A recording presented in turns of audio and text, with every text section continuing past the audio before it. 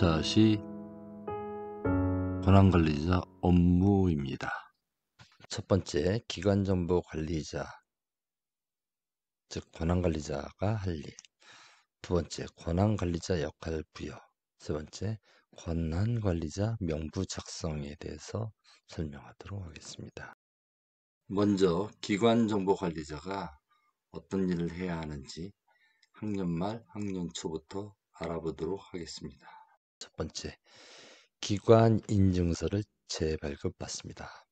물론 기관정보관리자가 변경됐을 경우입니다. 신규 담당자로 지정이 된 경우에는 재발급을 받고요. 부득이한 경우에는 일단 키갱신을 한 후에 다시 재발급을 받도록 합니다. 두 번째, 학년 말 전출입 교환을 확인합니다. 주로 2월 말에 교육청에서 자동으로 등록을 하지만 학교의 전입원 교사 또 전수가 교사의 명단을 확보하고 권한 인수인계 메뉴를 통해서 권한을 이양하거나 삭제하는 방법을 쓰는 것이 좋습니다. 기간제 교사, 강사 교사를 확인합니다. 특히 학년 초에 새롭게 오시는 기간제 교사, 강사가 많이 있습니다. 교감의 인사 권한을 통해서 등재가 돼야 되겠고요. 인증서 발급이 필요한 경우 혹은 사용자 등록까지 필요한 경우가 있습니다. 이런 일련의 과정을 확인할 필요가 있습니다. 그 다음은 신년도 업무 분장에 따라서 권한을 부여해야 합니다. 그래서 업무 분장을 분석하고 거기에 맞는 담당자에게 권한을 부여하는 역할을 합니다. 교육과정계, 시상계, 수업계, 성적 처리계, 동아리 활동계 등 다양한 업무 분장이 존재하고요. 나이스 시스템의 사용자 그룹에 업무 분야에 따라 등록을 해야 합니다. 다음 자동 부여 권한 확인. 담임이나 교과 담당 교사, 동아리 지도교사, 재학기 지도교사 등은 권한이 자동으로 부여됩니다. 즉 신학년도 준비하면서 담임을 배정하고 학년반 교과 담당을 배정하고 동아리를 배정하고 재학기 영역별로 배정을 하게 되면 해당 학급에 또는 해당 교과, 해당 영역에 대한 권한이 자동으로 들어갑니다. 이 부분을 확인해 볼 필요가 있습니다. 다음 학기 중에는 어떤 일들을 하느냐. 권한관리자 명부를 관리해야 합니다. 권한관리자 명부란 권한을 줄 수 있는 사람들이 명부예요. 나중에 다시 구체적으로 설명드리도록 하겠습니다. 권한관리자 명부는 최소 5년 이상 보관하게 되어 있습니다. 또 권한을 정비해야 합니다. 타기관 소속 직원이 우리 기관 권한을 보유하는 경우가 간혹 있습니다. 그래서 우리 기관의 경우가 아닐 경우에는 권한 일괄 삭제 통해서 정비를 해서 삭제를 합니다. 일반적으로 업무 분장 이외에 추가로 권한을 신청하는 경우가 있습니다. 이런 경우에는 권한을 부여합니다. 나이스 시스템의 권한 신청 기능 또는 권한 부여 요청서 등을 이용해서 권한을 신청하게 되어 있고요. 학교장 결제를 득하게 되어 있습니다. 권한 과다 부여에 유의해야 합니다. 앞에서 설명했지만 자료 권한이 반드시 해당 학급 또는 해당 교과목 및 영역에 국한되어 있어야 됩니다. 권한을 과다로 부여하는 일이 없도록 유의해야 합니다. 권한관리 지침을 숙지하고 계셔야 됩니다. 나이스 사용자 아이디 및 권한관리 지침에 일과하여 업무를 수행해야 하고 권한관리자 연수에 참여해야 합니다. 자, 다음은 권한관리자 역할부여입니다. 기관정보관리자가 기관 마스터 아이디로 접속하여 권한을 부여하지 않고 본인 개인 아이디로 권한 업무를 수행하는 경우를 말합니다. 그러기 위해서는 이 개인은 시스템 관리 권한을 보유해야 하고요. 그 다음에 보유 중인 사용자 그룹 중 부여 가능 사용 여부 모두 체크되어 있어야지만이 권한을 부여할 수 있습니다. 해당 메뉴를 사용하지 않은 경우에는 사용 가능 해지가 되어야 되겠습니다. 앞에서도 얘기했지만 담임이 아니면서 권한관리자 역할을 할 때는 사용 가능에 체크가 되어 있어서는 안 됩니다.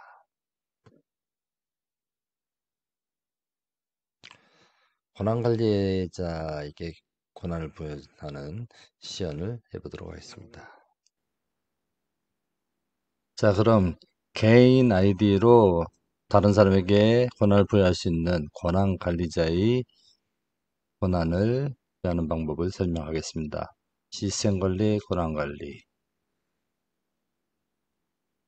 사용자 권한관리, 개인별 권한 등록,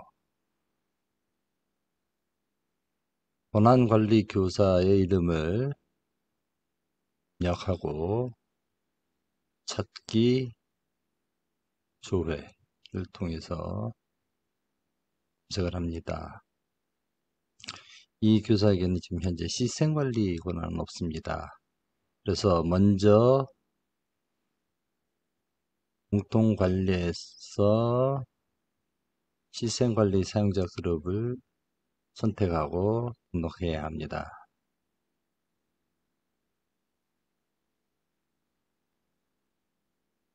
자, 여기서 권한 담당자라는 사용자 그룹이 있지만 전체를 한번 부여할 수도 있습니다. 중요한 것은 부여 가능이 되어 있어야 합니다. 전체 부여 가능 저장합니다.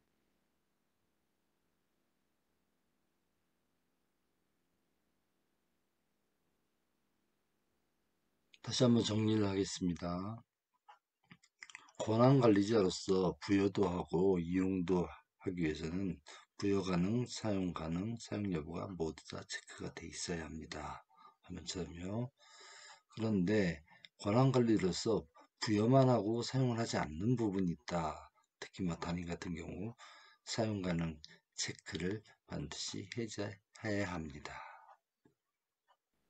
자, 그 다음엔 사용자 그룹에 등록이 되어 있으나 시스템 관리에 대한 서브 시스템 자료 권한에서 학교 조직에 관한 권한을 부여해야 합니다. 서브 시스템 관리, 조회, 조직.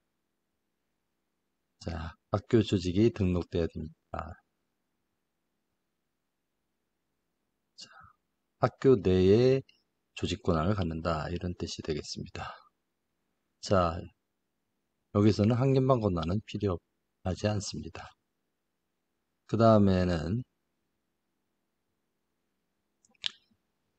이제 다른 사람에게 권한을 부여할 사용자 그룹에 등록은 되어 있어야 합니다. 그래서 교무학사에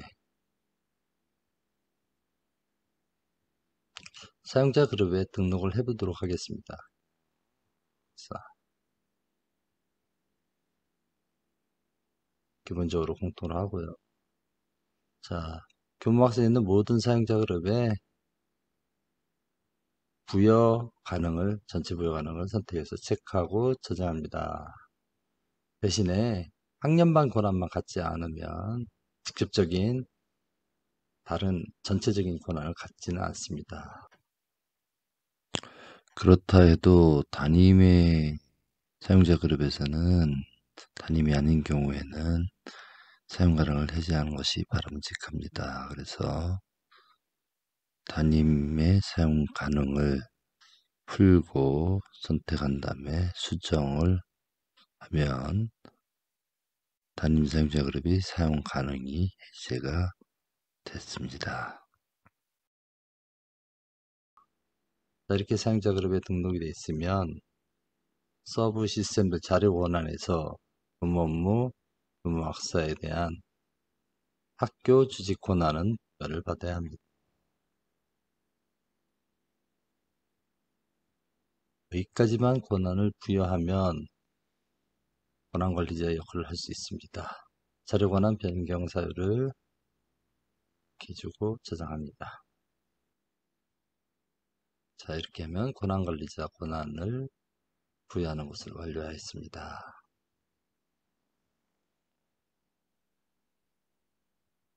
다음은 권한관리자 명부관리입니다.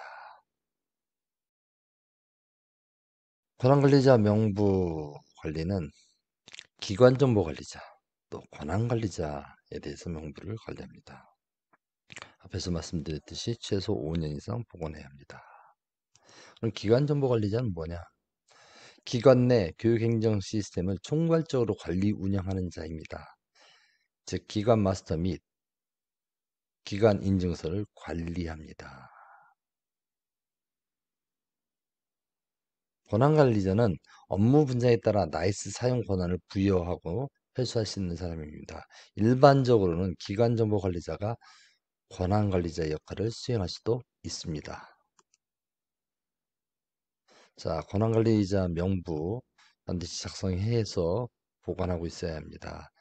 자, 권한관리자 명부 작성한 예시를 보도록 하겠습니다. 첫 번째, 홍길동 교사가 2016년 1월 1일 나이스 전체 영역의 기관정보관리자로 결정돼서 학교장의 결재를 받았습니다. 홍길동. 그 다음 2017년 3월 1일 김길동 교사에게 교무 업무에 관련된 권한관리자로 지정이 되었습니다.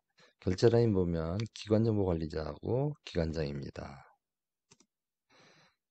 2018년 1월 1일 이길동 행정실 이길동 선생님에게 학교행정 일반행정에 대한 권한관리자로 지정이 되었습니다. 자, 2019년 2월 28일 인사이동에 의해서 2019년 2월 28일 홍길동 선생님이 기관정보관리자에서 해제가 되고 일지매 선생님이 2019년 3월 1일자로 기관정보관리자가 되었습니다. 자, 기관정보관리자 결제 일지매 기관장, 교장 선생님도 바뀌었습니다. 박교장 되겠습니다. 그 다음에 교무부의 교무업무에 관련된 권한관리자가 2019년 9월 1일자로 업무 분장이 바뀌면서 김민국 선생님이 권한관리자가 되었습니다. 김길동 선생님은 2019년 8월 31일 해제가 되었습니다. 이런 식으로 권한관리자 명부는 프란시가 누적해서 관리하면 되겠습니다.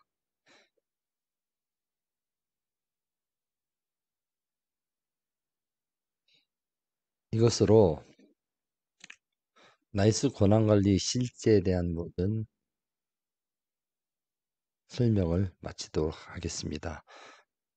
나이스 담당을 하시면서 권한관리에 조금이나마 도움이 되었으면 좋겠습니다. 감사합니다.